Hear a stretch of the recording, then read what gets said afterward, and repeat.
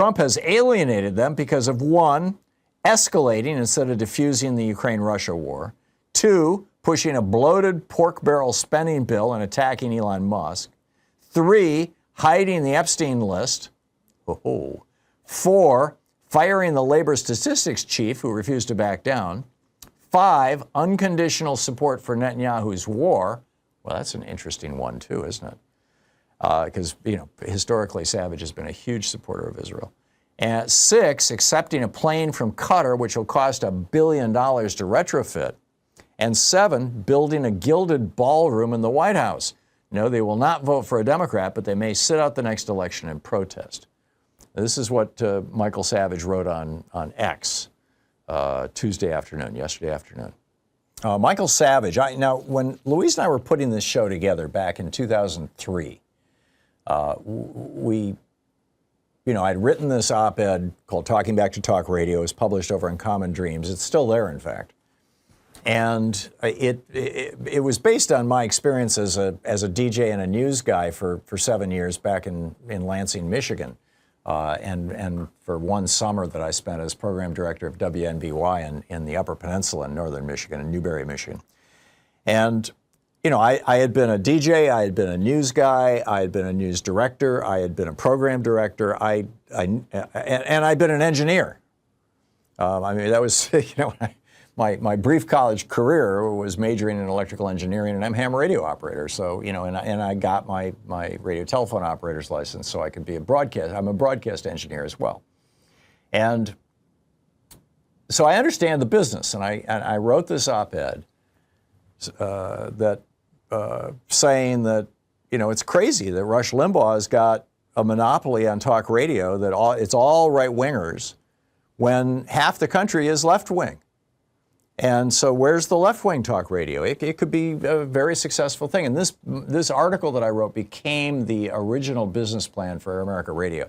Sheldon Drobny, he and his wife Anita were the Chicago venture capitalists who reached out to me after I published the piece and flew me to Chicago. Louise and I were living in Vermont at the time. And we met with John Sinton, who has become a friend in the years since, who had a background running radio stations, FM radio stations. And we put together the plan for Air America Radio. We created Air America Radio around their dining room table. And so, I went back to Vermont, and Louise and I were like, we need to prove that this concept works. I mean, you know how to do radio. I know how to, Louise said, you know how to do radio, we should do it. And we were retired at the time. We had sold an ad agency. We were living in Vermont. I just finished writing and publishing The Last Hours of Ancient Sunlight and The Prophet's Way, these 2 books. And I had published a couple of ADD books at that point. So we decided, what the heck, and we found a radio station in Burlington that was willing to put me on the air on a Saturday morning. And, it was off to the races. That's how it all started. But when we were first putting the program together and trying to figure out how do you do talk radio in the 20th century, it's not the 1960s anymore. I used to produce Chuck Drake's show, Chuck Mefford's talk show on the afternoons on WITL also. So I'd been a producer as well, and I answered calls, and I put the tape delay on, and I've basically done everything in this business. And so anyhow, Louise and I sat down and said, how do we do this? And the guy that we listened to the most, we listened to hours of Rush Limbaugh, but the guy that I thought at the time was doing the most compelling talk radio was Michael Savage. And now I haven't listened to Michael in a couple of years. It's probably been 5 years since I've heard his program, just because I don't drive during the day anymore. I used to have to drive to work, and Louise and I would, or we would after we get off the air, Louise and I would drive down to Oregon City and have lunch or something, and as an excuse to get in the car and listen to Michael Savage's program. Not that we liked his politics, but that the guy knows how to do talk radio. He tells stories. He has opinions. He's just it was a brilliant personality. And I've always been impressed by Michael Savage, as much as I have just been horrified by his blatant racism and his Islamophobia and whatnot. Politically, the guy's radioactive, but he knows how to do radio. And that's why I really paid attention when this week Michael Savage lit into Donald Trump. Because nobody in right-wing radio, Michael is independent. He's not an employee of Fox News. He's got his own show. I'm not sure who's syndicating it these days. The company that used to syndicate it went out of business some years ago. But he's got his own program and he does his own thing. And he's not dancing to the tune of the RNC in many cases. He would easily criticize Republicans and has for years. So this is what Michael Savage said on the air, I believe yesterday, maybe the day before.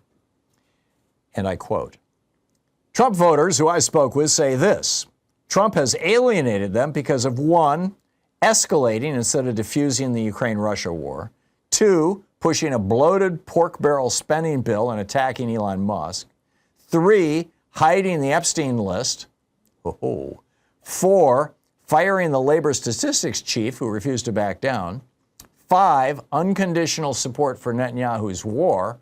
Well, that's an interesting one too, isn't it? Because, historically, Savage has been a huge supporter of Israel. And 6, accepting a plane from Qatar, which will cost $1 billion to retrofit.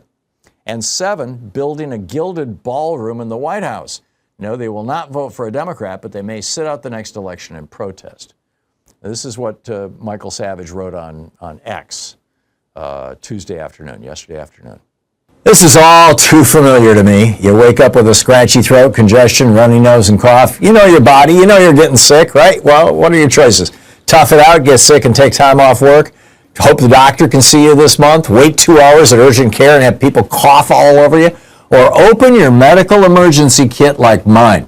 I just match my symptoms to the doctor-recommended prescription, start at the right meds, and nip this thing in the bud right now. This is not a first aid kit. It comes with doctor-prescribed meds to treat dozens of common and serious medical issues. Strong antibiotics for infections of all types, strep throat, pneumonia, UTIs, bronchitis, and a lot more. Plus a doctor's easy guide so you'll know exactly what to take and when. No waiting to see the doctor, no waiting at the pharmacy. My meds are in my kit. Every home should have at least one medical emergency kit. You can get $35 off at urgentcarekit.com/Tom, Tom, when you check out. That's promo code Tom at urgentcarekit.com/Tom. And, former Fox News host Tucker Carlson is also going ballistic on Trump. This is what Tucker Carlson had to say day before yesterday. Quote, "How can you say that thousands of children were raped, but I'm not going to find out who raped them? How can you say that?" They said that. By the way, when Pam Bondi went on television and said, "I have a videotape of kids getting abused," I followed this case closely, and I know a lot of people involved. As I've told you, I had no idea. I didn't know that. Really? Thousands of children got raped? Who raped them? Where are the rapists? Why aren't they in jail? Well, this is the Department of Justice. This is so crazy. This is honestly one of the craziest things I've ever seen in my entire life, and I just think it's very dangerous to play around with this stuff, very dangerous. If you want a revolution, but I don't want a revolution, but if you wanted a revolution, this is how you would act. Says Tucker Carlson. So this, kind of merging this with my first hour rant about and my comments after my daily take about how Trump has his back to the wall right now. He was wandering around the roof of the White House yesterday, right? What was the headline over on Jeff Tiedrich's newsletter? Diddler on the roof. He was wandering around the roof of the White House yelling at reporters down on the ground. It's just this is just wild stuff. So, you combine that with what happened in Rhode Island yesterday. Yesterday was a special election. It was Tuesday. It was a special election in Rhode Island. And in a district, this is the Rhode Island Senate District 4. And so this was a state race. Wasn't, a federal race.